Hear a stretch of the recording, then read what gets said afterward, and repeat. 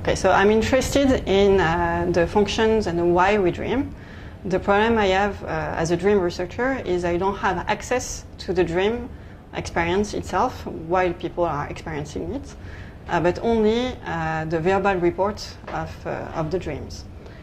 And so to circumvent this problem, my solution is to take advantage of a unique population, lucid dreamers, who have the ability to be conscious of dreaming while they're still asleep in rapid eye movement sleep. And this population is very unique because they know that the dream is not real, but they can also communicate that they are lucid, for example, with an ocular code. So we determine in advance a pattern with the eye, so for example, left, right, and this population can do it while they are sleeping in REM sleep, and we can measure the code objectively with EOG. So far, this type of research has been really challenging because it's really hard to capture lucid dreaming in a lab. So usually we don't have a lot of subjects in this kind of experiments. But we can investigate dreams, for example, by giving some missions to the lucid dreamers. And they can do the ocular code and then do a task, for example, counting until 10. And so we can see if time is distorted during REM sleep. So that's a large amount of studies on this kind of pattern.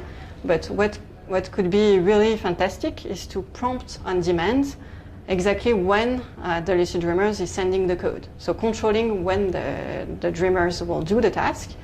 And to do that, we wanted to have two-way communication, to have a dialogue with the dreamers.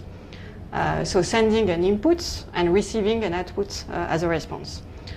So our study is a proof of concept that such thing is possible, that lucid dreamers can hear us, understand the message, and send an appropriate response.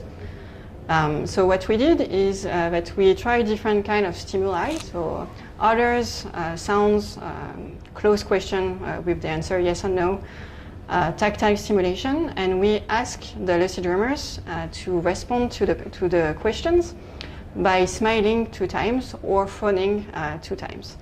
And we saw a large amount of responses. And we were so happy because that was, to our knowledge, the first time that it happens. But then we realized that 3 other teams in the world did kind of the same thing.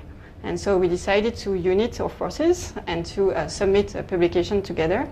And they use different protocols. They use match problems, different codes. So they use the ocular code. But all together, we replicate each other's results, which make the result very strong. So it's not just an artifact, just one case, that's several cases together. And so we think that this study opened a new era of research on dreams, when we can maybe have a direct report of what people are dreaming while they're sleeping and confront that with the verbal report afterwards to study if memory is distorted and how. And also maybe test different tasks about the functions of dreams, for example, in creativity. We could, for example, ask questions during dreams to prompt lucid dreamers to try to do a creative task and see if when they do it during REM sleep, they have better performance than when they do it during wakefulness.